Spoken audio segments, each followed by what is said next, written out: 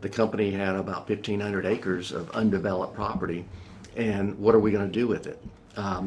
Mr. Jackson always said that he never sold a piece of property that he didn't want back.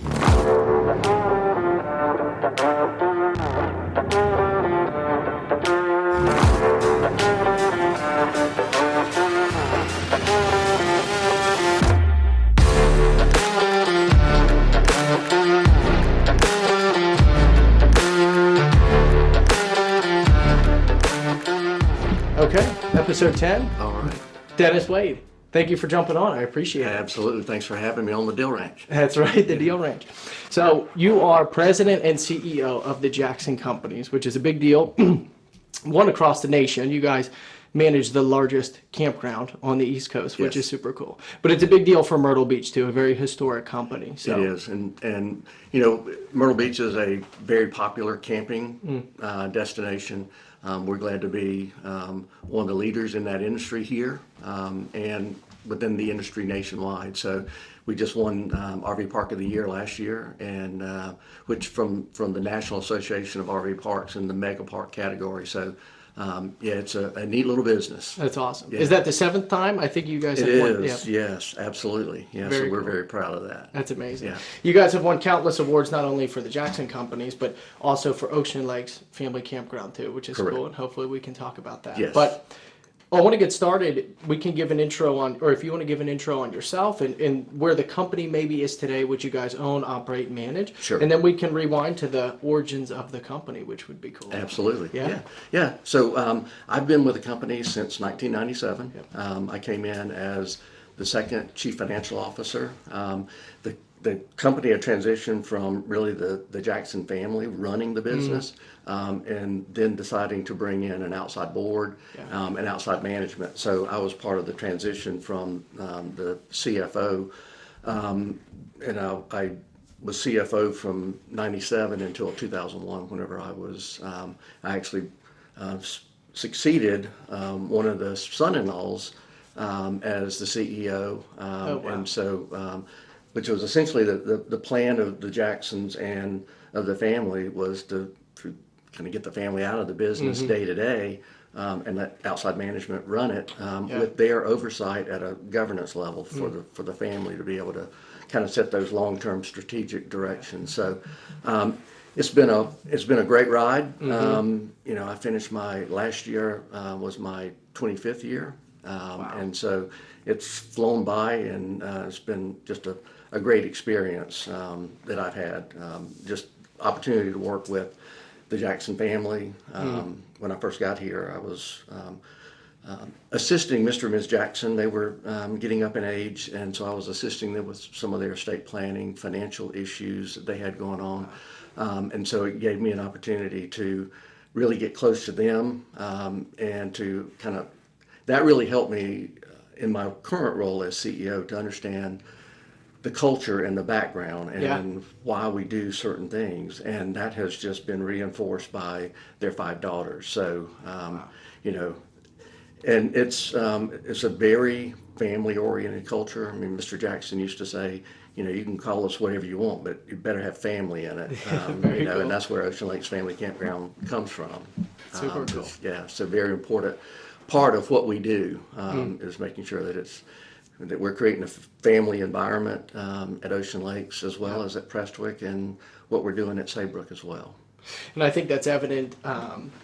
You handed me the 50-year anniversary, 50-page book over the weekend. Yeah. I got to read that, and I think it's evidence whether, you know, I think at some point there was a neat story in there about how on the observation deck you had issues with skateboarders, but as a lot of campgrounds do, as a lot of just anywhere does, right, with kids, and instead of just putting up the no skateboard sign, you guys added a skate park beneath the Built it underneath the which is observation crazy. Yeah, deck. just and I think that speaks volumes to the family nature that you run out of that operation, why it's a successful business, and it's clear everywhere else too, which is Nelson was a great entrepreneur, but he also recognized that families go on vacation where the kids want to go. That's right. And so he built activities, kids camp, ceramics, all kind of things for the kids to do to keep them busy. let mom and dad go to the beach. Our recreation staff will take care of the kids, and they can have a fun time and do what they want, and that'll keep them coming back from That's right. from year to year. Yeah. Always good for business. Yeah. So a snapshot of today. So you guys, you mentioned Sayebrook. If you want to give an overview of the properties Sure. and services you Yeah. have, and then we can get into the origins. And I'll kind of go from where it began. Crystal Lake Mobile Home Village, which is located at the end of Prestwick Club Drive, has 377 units in there, and they lease the site. The people that are tenants in there lease the site. It's their mobile home, but it's one of the better kept mobile home villages in the area. Lakes Family Campground, which opened in 1971, is a little over 300 acres in total, and we have 859 campsites and 2,573 annual lease sites. Crazy. So July 4th, we'll probably have somewhere between 33 and 35,000 people on 310 acres. And that is the largest operation within the company. The campground is both from a financial standpoint, from a people resource standpoint. The campground is the golden goose, if you will. We actually built Prestwick Country Club and the residential development, which was in the 80s into the 90s, and we finally completed all of the lots probably in 2004, 2005 timeframe. And so it was, that's turned out to be a great community, and we still own and operate the golf course.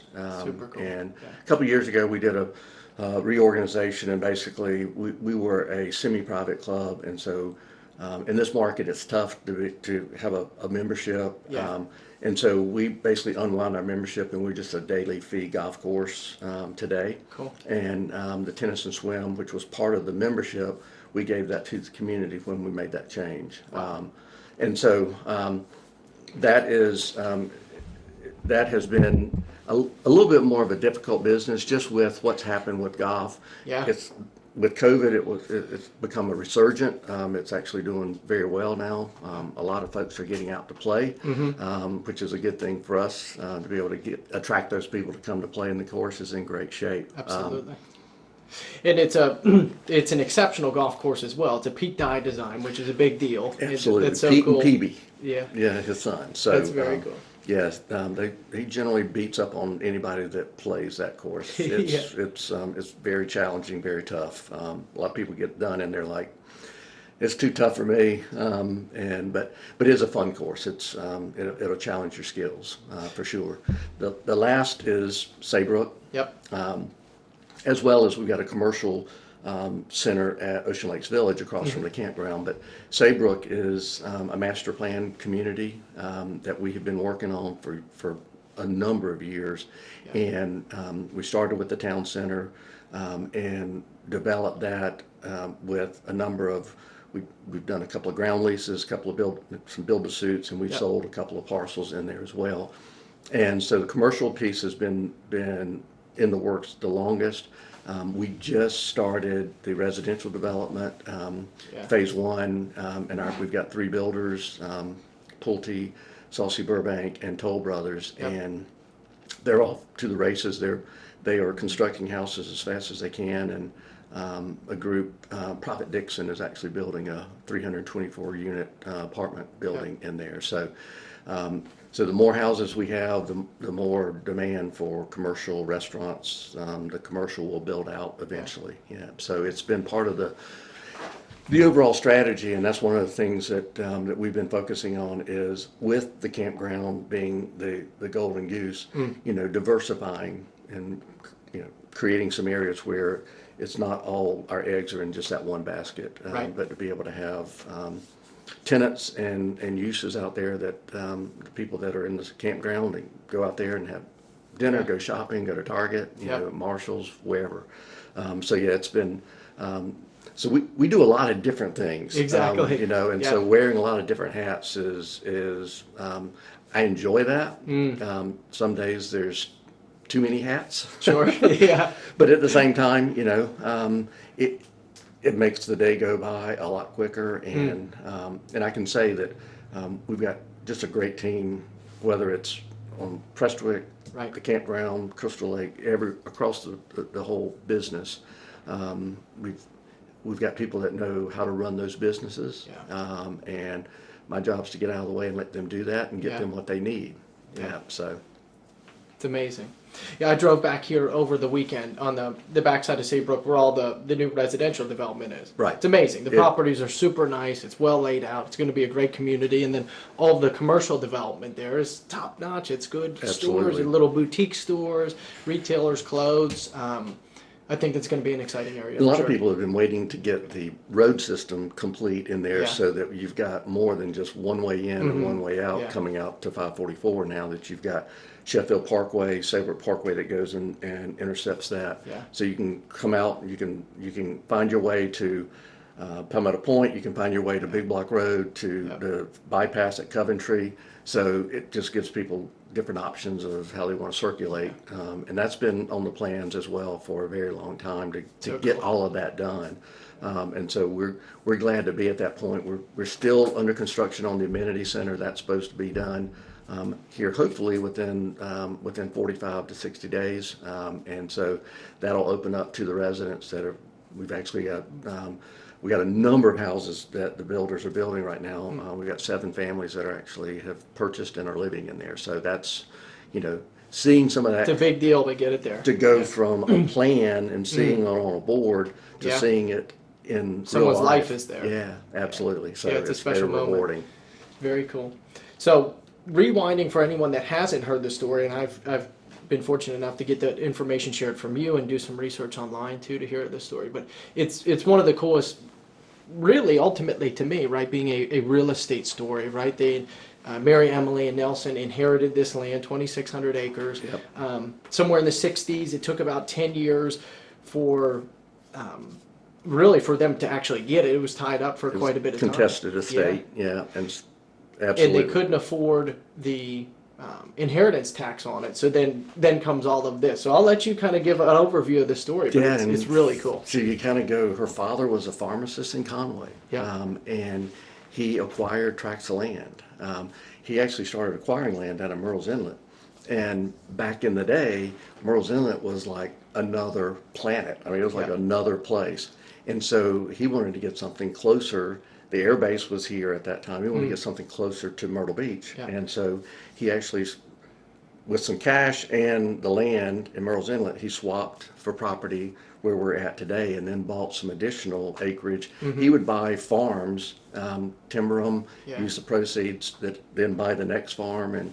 And so he amassed, at that time, it was probably close to 9,000 acres. And when were those, I'm trying to think, what that was early 1910, 20? Into the 30s. Okay. So basically, they were married, and so this would be Mrs. Jackson's parents, 2013 time frame. Excuse me, 1913 time frame. 1913. And so, but after the Great Depression, he took advantage of the opportunity to acquire some property and did that up into the 40s. And I'd love to be able to. I don't know all the details of that story because that would be a really interesting story to understand. But the deal making of those, and how he went from farm to farm and bought. And some of the property, if you look at the outline of some of the property, you can actually see it looks like a rooftops. Where he would buy a piece of property from somebody, timber it, and then go buy the next piece and the next piece. And so when her parents passed away, then it was, as we said, it was contested estate, and they didn't actually distribute it until until 69. So her parents passed away in 59 and 60, and so it was a long 10 years for them. And they finally reached their settlement, had to pay off the estate tax, and so they were living in at that time. But Nelson and Mary Emily were living in Tryon.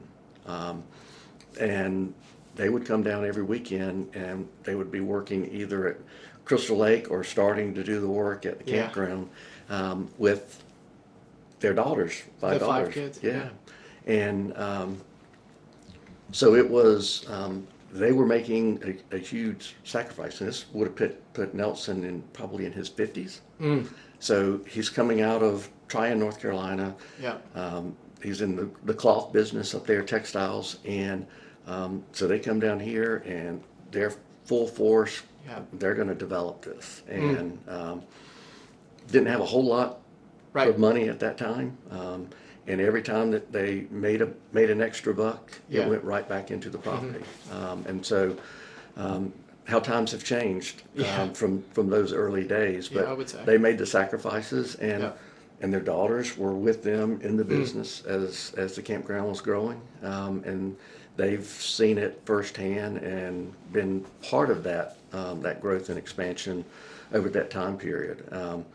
So yeah, it is a pretty phenomenal story Yeah. to look at and see what they were able to accomplish. But the two of those, Nelson was the outgoing. He was the entrepreneur. Yep. He would try stuff.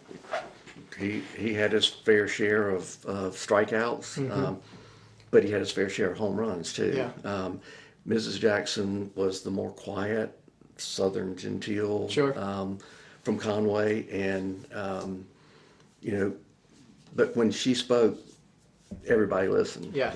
She was very wise. She really was into history of the area here, and some of that has been captured in some of their family literature. Just an amazing team together. That what they did to build this, and I was very fortunate to be able to work closely with them from the time I got here until they passed in 2010. Yeah. And both passed away in the same year. Yeah. Same year there wasn't a state tax. They had worked their behinds off Yeah. to get everything ready for everything to be transferred to their daughters, and then there was no estate tax. So, which is great because Yeah. they had made provisions so that it wouldn't create a hardship like Exactly. they experienced whenever when she inherited the property. Correct. Yeah. So, it's just a lot of things, and Nelson, if he was here, there's several things that I've said and in the booklet as well as with our teammates is. Yeah.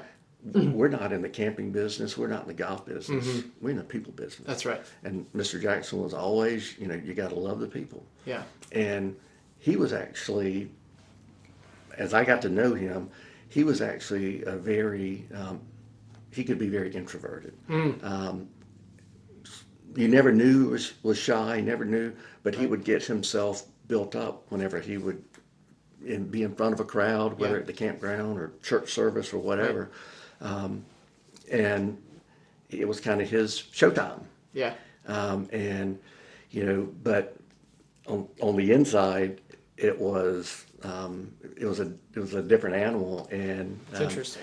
But if you saw him out in action at the campground, you felt like that. Everybody felt like that he knows you personally. Wow. And he treated you with respect. And some people he would recognize. He may not know your name. Yeah. But he would remember people, and and many people up until the time that he passed away. I mean, he could tell you where they were from and how long they've been camping here. I mean, it was just one of those unique individuals. So, yeah, it was when they passed. It was a big loss, but their five daughters have come in, and they essentially are the shareholders that run the business, oversee the business.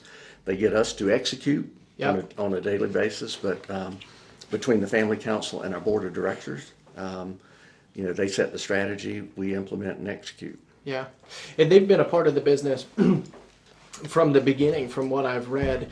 It's almost fascinating. So they start the clothing business, and then they go on this kind of bus life, right? They get this custom-made bus. All five daughters are on there, and his wife, and they're selling the Nelson's Family company, right? Correct. Which is the clothing for a while. They come down here, realize that one, they needed a business model to pay these taxes, or else they'd forego the land. So they across the country, they kind of noticed, hey, there's not enough family campgrounds, so they start that here. Very cool how that worked. But the story goes on to say that the girls under 18 are driving heavy machinery and plowing the dirt on there, or the one daughter is flying the airplane from for the initial aerial photos of the campground. So it's very crazy. Absolutely. So it's neat to hear. Not only obviously were the parents extremely hard workers, but they really built it as a family business, whether daughters or sons. Like you put all 5 daughters to work, and they all worked really hard, it's a crazy story. And Mr. and Ms. Jackson lived in the heart of their house, which was actually Mrs. Jackson's parents' house. They built it after Hurricane Hazel came through in '54, and that's where Nelson and Mary Emily lived when they were building the campground. So, you know, your office and your home are one and the same. Yeah. And all of these people that were, you know, surrounding you, you know, he loved going out and just riding around and rolling down the window and, hey, waving and talking to them. And I was like, you know, do you ever want to get away? He said, why would I? Yeah. You know, I've got Loved the it. best. You know, and he would never would take credit for it, but you know, say me and the team have built this campground, and all you got to do is just at night is just listen to the fun, and he enjoyed being next to the pool, so he could hear the fun and the games that were going on. It is cool. Yeah, so yeah, I mean, the daughters were. They worked in the front office. They worked in the bathhouses. As you said, they were driving some of his dump trucks and heavy equipment, and so they've done some interesting things. That's right. Yeah, and so they are. It's a very interesting and very unique arrangement with 5 sisters. And sometimes I'd say, you know, out of 5 sisters, can you get agreement? Yeah. A lot of times you do. Sometimes you don't. That's right. You know? But they still carry the same cultural issues with the business that they learned and inherited from their parents. Yeah. And they instill that in us, and making sure that that all of our teammates are smiling, that we're friendly. Right. You know, it's not about us. It's about the people. Yeah, it's an immaculate story. So bringing you into the picture, so. You come in 1997, like you said, as CFO, and then in 2001 you become CEO. You have these businesses that at the time obviously are not nearly as successful as this, but they're strong business, or they have a good platform. Correct. So what made you, or I guess we can go back to your college days. So 1984, you get out of school, you became a partner at a CPA firm. How did you go from there to becoming, you know, CFO here, and what made you want to join the Jackson companies? You know, I probably spent the first half of my career figuring out what I didn't want to do. You know, it's always the best way to do it. Have to. Yeah. I was an accounting major in college. When I got done, I went with one of the national firms, and that firm was getting ready to relocate out of Columbia, and so myself and 2 other guys went and opened up a local CPA firm. Wow. I did that for a couple of years, and then realized we had our first child, and I realized I really don't want to do this type of work for the rest of my life. And so I went to work for an insurance company, and really enjoyed doing that. Kind of moved up the ladder a little bit, and then went out with a small outdoor advertising company as their chief financial officer, and then went to was working for South Carolina Electric and Gas at SCANA. Okay. And one of the gentlemen that I had worked for when I was at the insurance company contacted me one day and said, hey, I'm on a board of a little family-owned business down in Myrtle Beach. They're looking for a financial person. Why don't you come down here and take a ride and talk to them, see if there's any interest in, you know, they've got other candidates, but, you know, put your hat in the ring, see if you can see what happens. And I did. And next thing I know, that tell my wife that we're moving from Irmo to Myrtle Beach, and the kids loved it. Wow. You know, it was a great move, and you know, and the rest of the story goes from there. But but you know, I think it was I wanted to do something different. Sure. I wanted to be able to impact a company, from day one. If you work in the insurance business, if you worked at Scana, large company, it's hard to leave an impact. And with this company, I've been fortunate to be able to have other members on the executive team that were tremendous leaders, that we've been able to do a lot of really neat things to be able to grow the business. And so, that's really my financial expertise, if you will, as a CPA and coming into the business was, always, I had a couple of great mentors that over the years told me, it's not about the numbers, it's what you can make the numbers do. Sure. And how do you make money for, in a business. And, don't necessarily just look and say you're going to be an auditor or you're going to do taxes. Figure out a way to make money and do something at the same time that's good. I would tell people whenever I moved down here, they say, how's the new job going? I'm like, I got the best job there is. Right. My job is to help people have fun, Enjoy their vacation, get out of the way, let them enjoy their time away. They may be getting away from something that is bad back at home, a job, whatever it may be. When they come down here, it's our job is to help them have fun, and enjoy themselves, whether it's sitting out on the beach or swimming in the water park or whatever it may be, the arcade, just help them have fun. And, and it's in the industries that I was in, it was very regulated, very structured, very, even at Scana with engineering, it's very, very structured, if you will. Where here it's, every day's different. And, some days you deal with the good side of our guests, some days you deal with the bad side of the guests. But that's what makes it fun, and that's what the people aspect of it does. And so, it's, from my standpoint, it was the changeover in 2001. Was I ready to be the CEO? That's what I was going to ask. And the gentleman I succeeded, who was actually previously the CEO and then chairman of the board, Winston Hoy. Winston serves as a mentor to me when I first got here, and he's like, you can do it. I mean, the funny story when I was being interviewed was Winston at that time was the chairman of the board, and we had another gentleman who was the CEO at the time. They were interviewing all the candidates, and the other CEO asked Winston, so which one do you like? He was like, the preacher. The preacher. He said, which one was the preacher? And it was me. And I never knew that story until the preacher. And sure enough, he told me that story. I'm like, I didn't look like a preacher. He said, that day you did. Oh, wow. And so, and a lot of it is fit. It's kind of like, the shoe. Does the shoe fit? The foot's got to fit. The shoe's got to fit. Absolutely. And that's what happened. And it's been probably the best thing I could have done. And raising the family here at the beach was a lot of fun as well. A lot of things to do always. That's right. I can say I haven't been to the beach as much as I used to. But living here in this environment, it's a lot of fun. Yeah, it's very cool. So shifting gears almost to the operations of this business and having gone through the origins of the company and you stepping in and backfilling these big shoes, I think even though it's such a fun business and there's always fun to be had in maybe day-to-day operations, but there's a lot of fun being had at the businesses that you guys do own. But also it's a critical role that you have. Anyone has a CEO, but especially for you.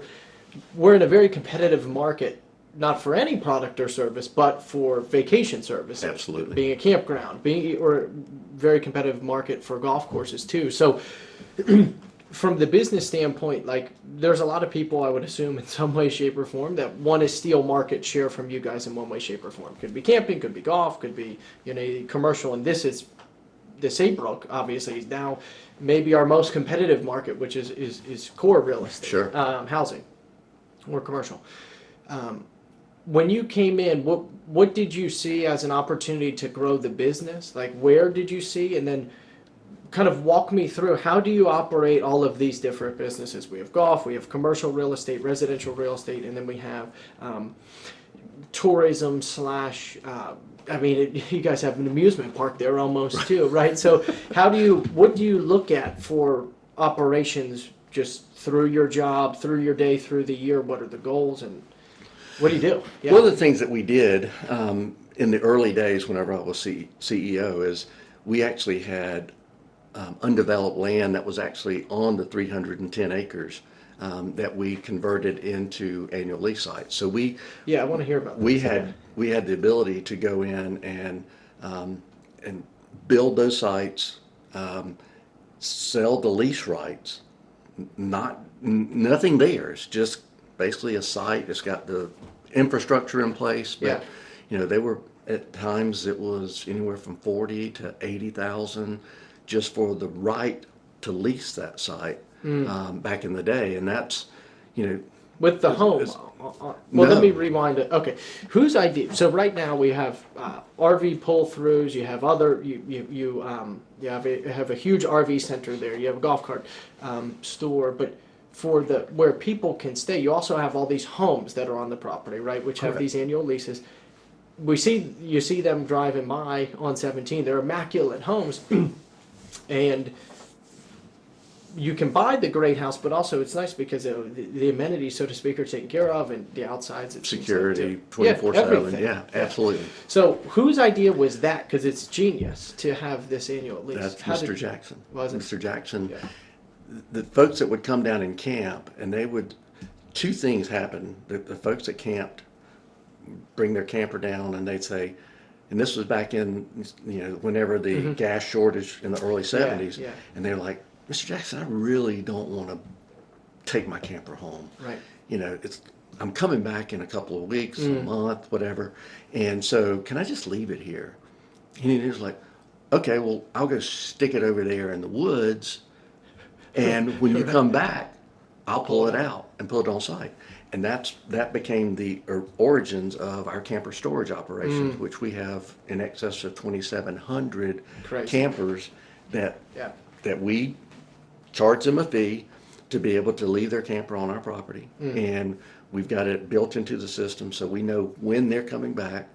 We pull it on site. Yeah. We know when they're leaving. All they've got to do is wake up that day, clean up a little bit, and tidy up, and we have a pull truck that'll come take that camper back put it into the storage lot.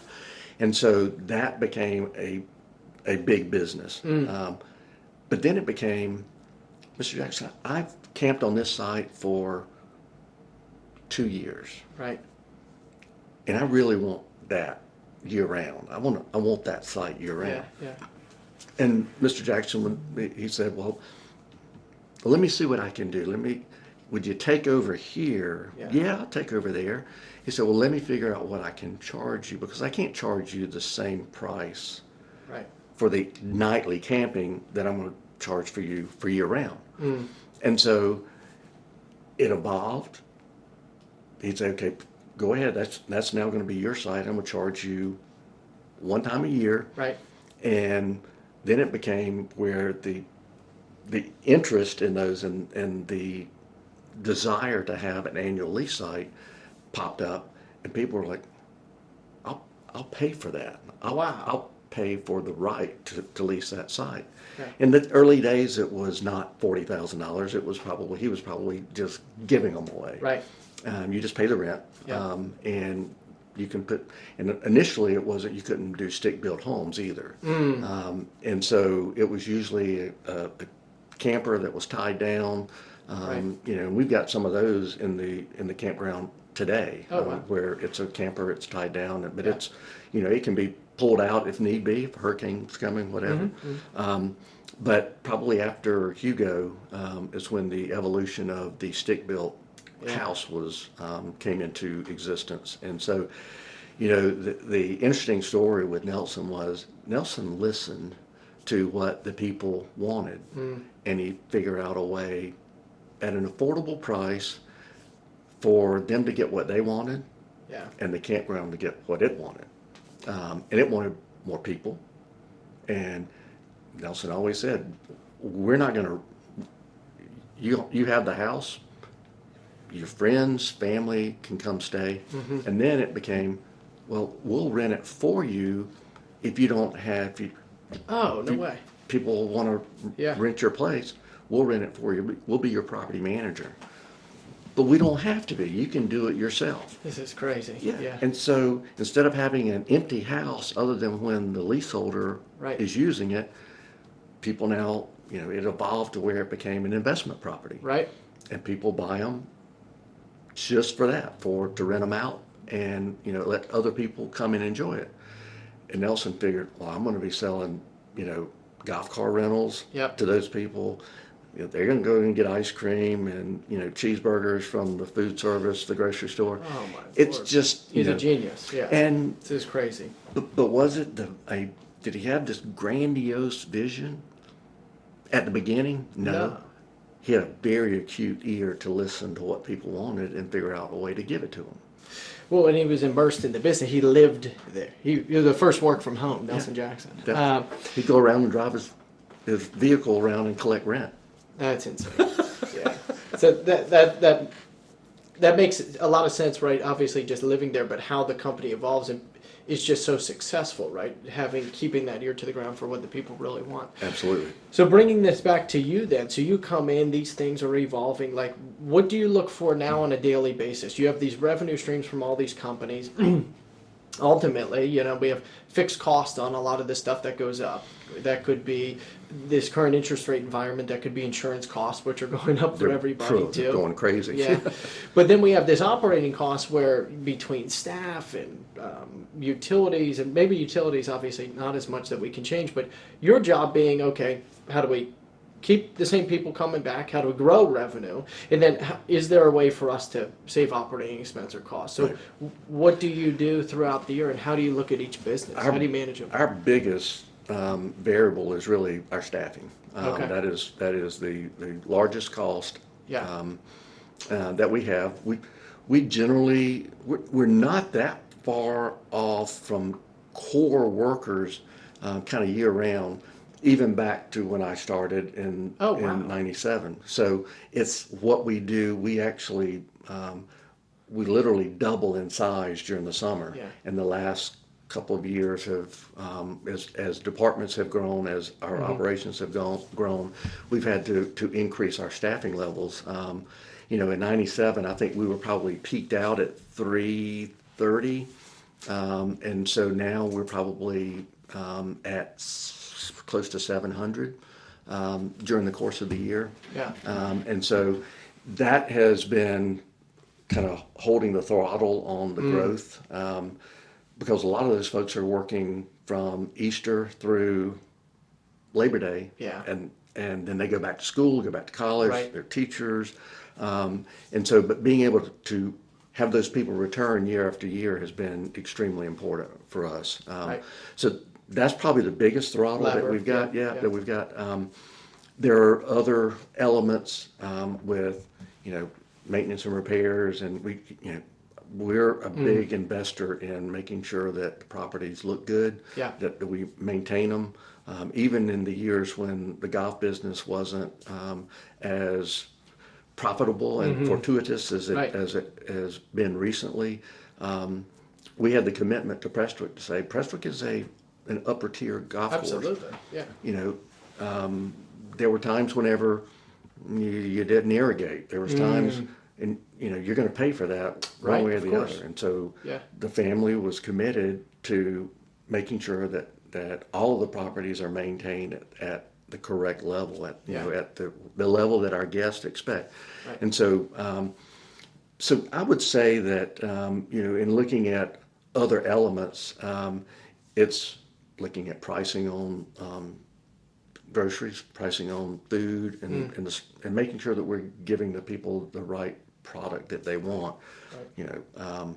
But a lot of our operations are managed on a daily basis. And so we can't necessarily move the dime in the middle of the summer. Right, of course. But we're looking out for the next year. Okay. Okay. Capital improvements, what are we doing? Yeah. What are we doing staffing wise? We periodically will have managers come in we have a personnel committee, and and they will say, okay, maybe I don't need a full-time person, Yeah. but I need the equivalent of 2 variables to be able to meet the needs of my department. Right. Sometimes it's the other way. Sometimes it's these 2 variables I need somebody there year round. Yeah. And so adjusting, massaging Yeah. that, and with COVID, it's been quite the challenge just because a lot in the workforce basically, I mean, they kind of disappeared. Yeah, of course. Yeah, and in this market, it got to be extremely challenging with, Yeah. I get it. Somebody can make a quarter more, they're going to go down to, McDonald's or Sure. Chick-fil-A or wherever. Yeah. And so it's been making sure that we still remain competitive in the marketplace.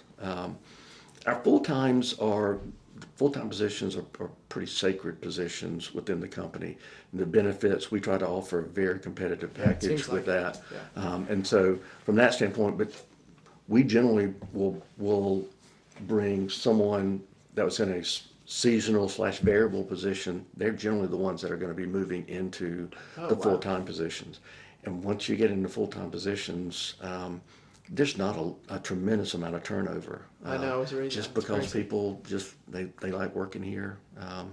Not everybody, Sure. but, and we course. know that it's not. Yeah. We're not the place Can't for be. everybody. Right, that's Yeah.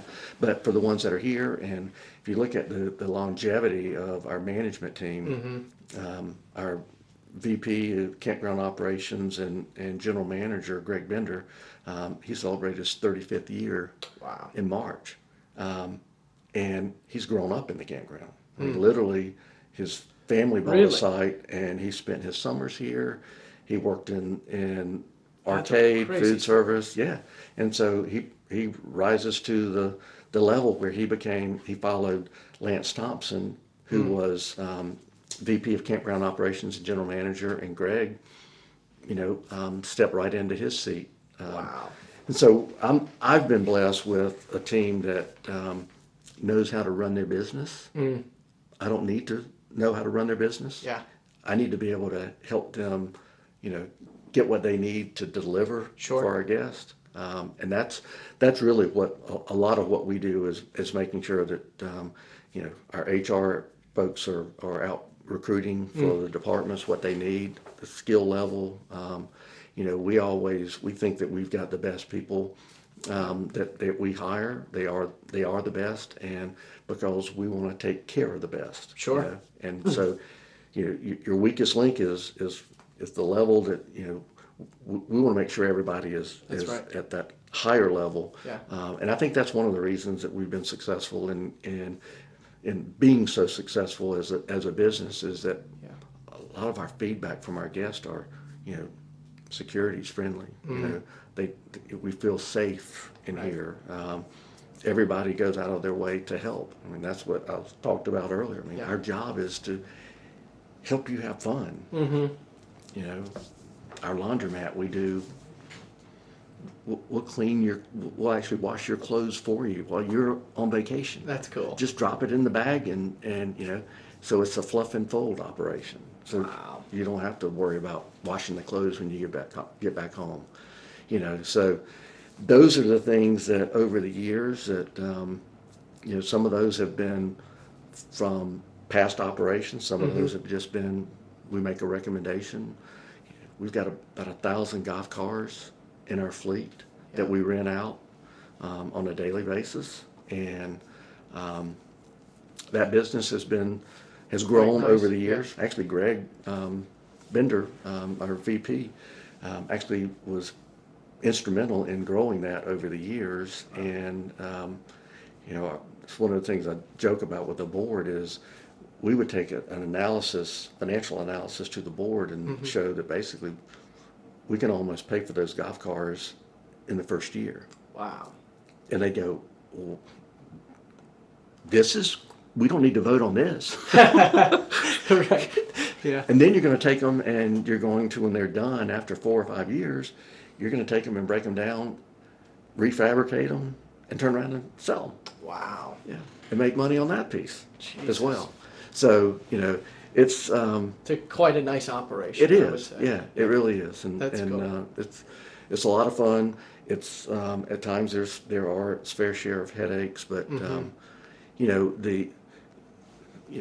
the things that concern us, benefit cost, Right. those things are rising, property taxes, Yeah. interest rates. But,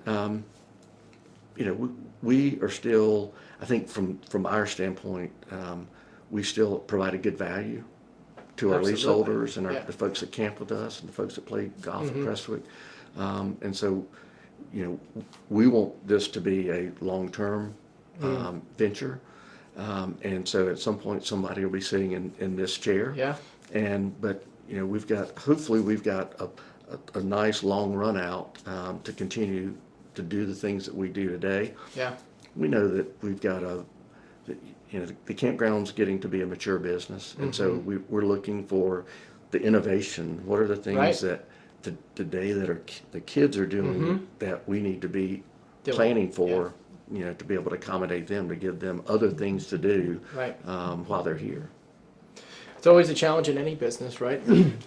As you grow and you become mature, and more of like a player in any space, right? You sometimes can lose touch with what's happening with the people that are hungry and innovative. Not that you guys aren't hungry, Right. we're innovative rather. But once you get to a big spot where you can really do damage and grow and take over market share, you still have to be back in tune with the original, ways you Yes. got successful. So I think, speaking of the transition in being successful and profitable in the long run, if we want to talk about now, on each episode I typically highlight a deal, and the Sayebrook community development is exceptional. So I don't know how it started, but obviously at one point it was undeveloped land that you guys are like, hey, we should do something here. So walk me through the numbers, the story of the deal, kind of why you wanted to do this, and then all of this residential development too on there. I would love to hear Absolutely. any part of it. Yeah. The strategy that started out was to kind of have another egg in the basket, Yep. and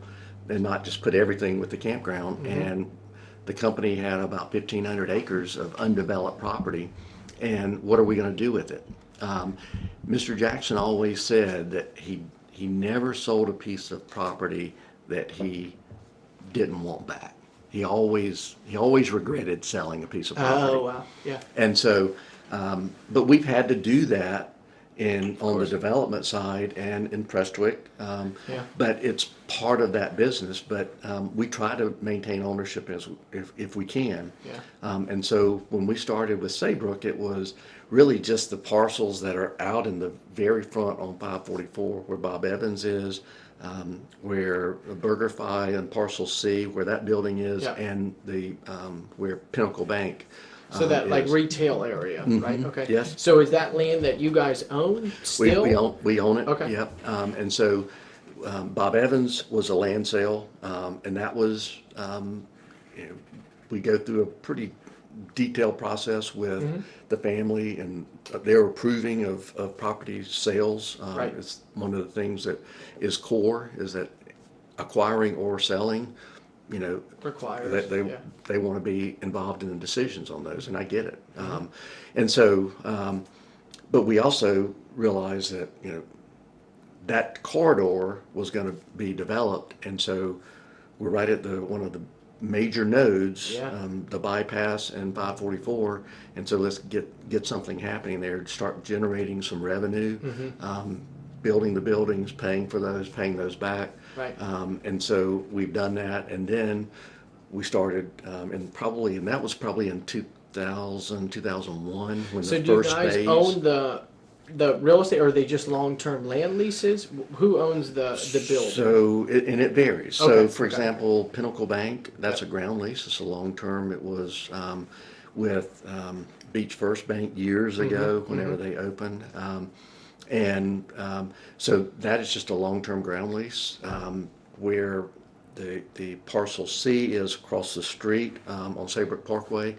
we own that building, and so we just have tenants who pay us, so they don't have to worry about, building a building. Sure. They go into their spot. And Yeah. we've got a number of Marshalls and Petco. Those are build-to-suits, the same as Ulta and Rack Room and Kirkland's. Yeah. So we've built a lot of the buildings. Now, But Target, they own those buildings there.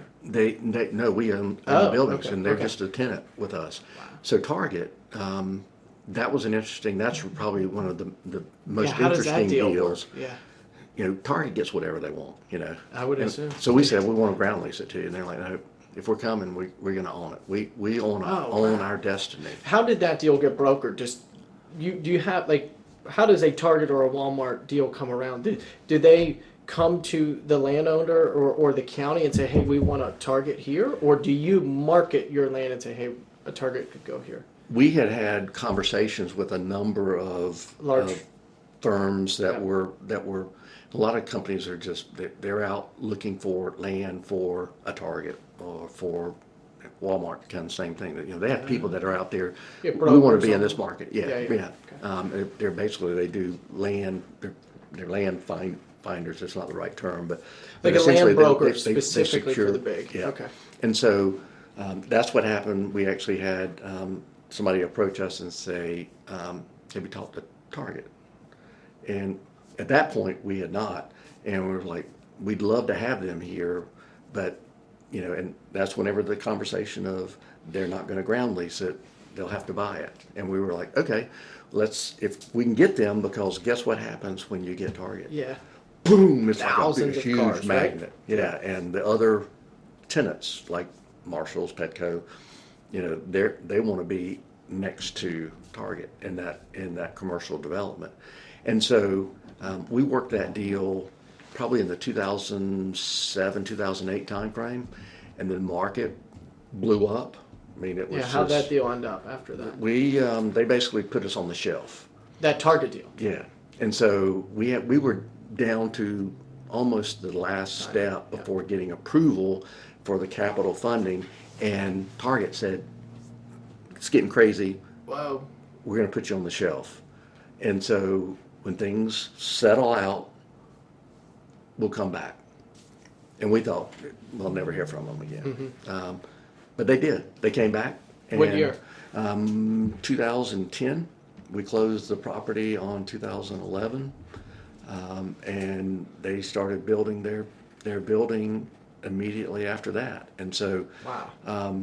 but it was one of those that after 2008, 2009, whenever the markets just went kapooey, we had to demonstrate to them our financial ability to put money up, make sure we can get the construction done, because it wasn't going to be a letter of credit or anything like that. So you guys had to develop that lot for them? Yes. Before selling it to them. Yeah. So they bought it on a contract of like we're paving lots and everything. We were like, doing the site work, Oh, so we were wow. responsible for the site work for their parcel as well as but not Marshall's, building the Petco. Target though. Correct. Right? Okay. So they buy it. If there's roads, everything there, they're buying it. Hey, Jackson Companies, this transaction's complete once everything's built, and then we are just going to put up the bricks for Target. Yep. Really? And That's cool. so we had to build the sidewalks to a certain point. Yeah, of course. And then they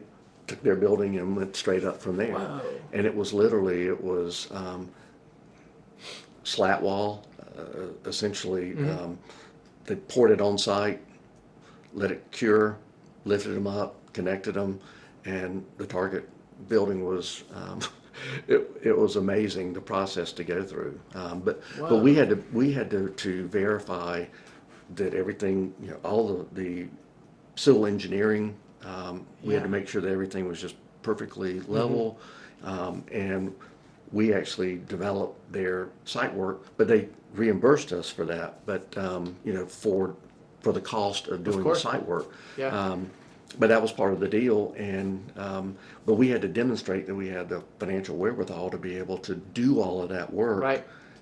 without any contingencies at all. And we were able to do that. We closed, and It was a substantial. yes, it was a substantial amount of money that we had to basically post. Now what they did is they allowed us to offset some of that with the purchase price, because that was their money. Yeah. But they didn't give it to us all whenever it was sold. Right. But part of that was just negotiated in the deal.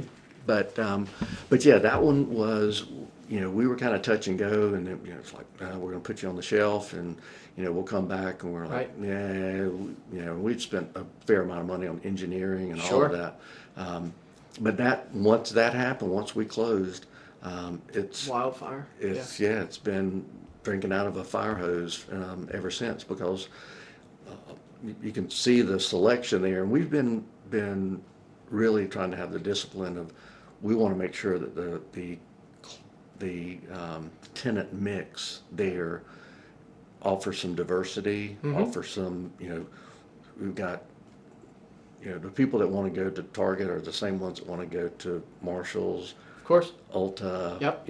Kirkland's, That's those type of tenants that are there. And so we could have probably filled it up 3 times over. Yeah. But we've been very selective in making sure that we can kind of control Yep. the product that's going to be offered. And so once we got more mass in the development, then it was, we got to start working on residential, on rooftops. So when you also, where the Target is, it's exceptional, right? You have to drive past everything else to get in there, which is super nice. So when is everything in there complete, as far as like that retail or mixed commercial retail? When is that done? What year do you think all of that's complete, where the stores open? And then when do you guys start thinking about doing all the residential that's in process now? So the left side of Main Street coming in is envisioned to be additional commercial. Right. And so everybody wanted to be on that side of the street, closer to Target, right. And so now with rooftops going back in, we're starting to get the phones ringing for interest in the left side of Main Street. And we take those and we see if there's a mix. So what is the best clientele that we can put there? We know that there's going to be a demand for food. Yeah. As more people are living back there. Yep. And 324 unit apartment building, the phone's starting to ring. Of course, yeah. And so we started master planning the residential piece probably 2016. It's actually, we had the master plan for Sayebrook, which really covers the whole 700 acres over there. Across 17. Okay. Yep. And so, but getting it down to specific plans for the neighborhoods, really started that probably in 16, 17, got the board approval to move forward with it. Wow. In 18, and then we decided that we were, with COVID and everything that happened with COVID, kind of put things on hold. Right. And so we started in 2021. We took it back to the board, had bids from contractors. So we really didn't start until legitimately getting everything underway until 2021.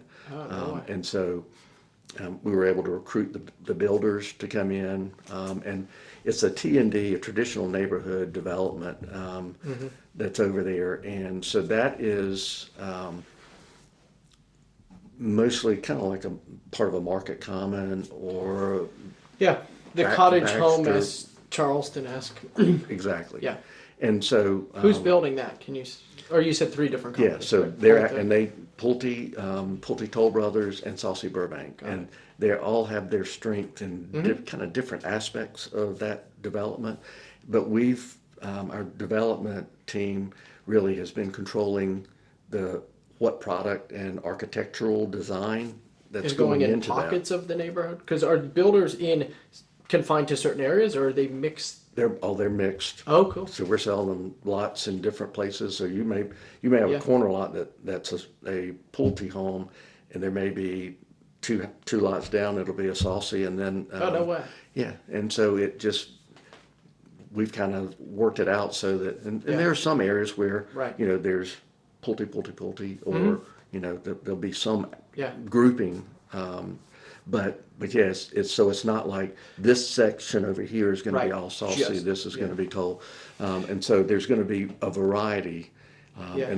And they've got their model homes set up right next to each other. Oh, yeah, I saw and that. so you go in, you pick out what you kind of product that you're looking for, Yeah. and they'll do custom. They're doing specs right now, and they're selling them, which is great. And so we had 151 lots in the first phase, and we've already sold 57 of those. And we got approval from our board to proceed with the second phase, which will be 199 lots, which will be in between where phase one is located, the amenity center, and the middle school, Sox City Middle School. They've just recently cleared it, and they're actually putting in the lots as we speak. So we anticipate that by spring of next year, all of that will be entirely completed, roads in, and we'll be ready to start having those available for the builders to build on. And hopefully we're going to have the remainder of phase one winding down as phase two comes on board. That'll be perfect. Yeah. So, but it probably won't be exactly perfect, but it'll be close enough where, the first phase we've been very pleased with the feedback from the builders and the folks that are buying in there. Absolutely. And we're, it's going to end up being, the people who live there will make the community. I mean, that's Always. It's not us. Yeah. It's the people that end up living there. So, So that having been, if you're selling the lot, so you guys are not owning anything. You're again developing, or you're selling it to the builders, right? And then they're going to sell the lot. So that was probably another big decision where you are selling land again. Now, those homes, that community does contribute substantially to the commercial that you own, which I assume is why the driving. And we'll go back to when Mr. and Ms. Jackson were living. We had debates about whether we should do this. And, there's actually I think it's actually in the 50th anniversary book about Mr. and Ms. Jackson said, let's put it to use. Nelson was out there standing, and we're behind the Sayebrook signs, and we'd gone in for rezoning, and it was, we need to do this. And it's kind of interesting because there's a tie-in with the Say family name, and I believe it was Nelson's family maybe had the connection. I can't remember, but had a connection with Sayebrook, Connecticut.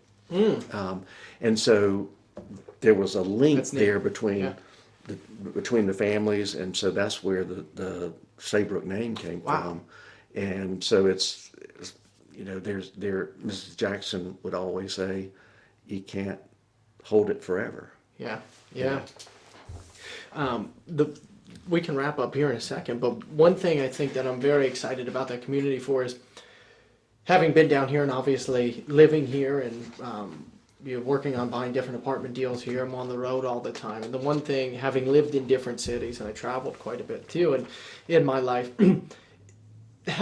being able to be younger or be in a place where you can walk to stuff to spend money, right? Whether that's you're going to get food or you're going to Target. We don't have a lot of that really in Myrtle Beach, Surfside, anywhere really around here in the county. So I think that's going to be very interesting. One, the amenity center seems well positioned, but two, where the phase one of homes are, you can walk to this commercial Absolutely. with no problem at all. And that's a big deal, especially if there are bars over there, or just to be able to shop. Like, that's a huge advantage where not a lot of communities have here, but it's kind of almost reminiscent of what you guys provide on the other side of town here, being the Ocean Lakes, where everything's here. Right. And that provides significant competitive advantages. Sure. Just like this will be too, because you can walk in. It's this whole community of life. That's and neat. At some point, that hopefully families will have people with young kids that as they get into middle school, that they'll be able to walk or ride their bike to the middle school. South Strand Ambulatory Care Center. I think that they have plans for a bigger facility in the area, and hopefully maybe a full-service hospital at some point one day. All of that will just be another plus to Sayebrook, you know, having that nearby, having that right down the road. So yeah, I mean, we're looking forward to the days whenever you, even as having seen Market Common being built and as it has grown, you know, seeing people walking, riding bicycles, and you know, doing the same thing, you know, going down and having dinner, you know, Exactly. riding your golf cart. Yeah, it's going to make hopefully that pocket of our county, right, in town, even just more of just this core community as opposed to us being this transient vacation town, right? Yep. So in wrapping up, a couple questions, and one I always ask is for you guys as Jackson companies and you being the CEO, and there's still a ton, hundreds of acres of undeveloped land. Is there any product, service, or development? This could be at Ocean Lakes, this could be over here for commercial, or this could be making use of the land. Is there any product, service, development that you guys haven't done that you're like, man, that would be really cool for us to do? Or is there any itch the company wants to scratch? Or is there any service that you don't currently provide that would make your offering more whole in a way?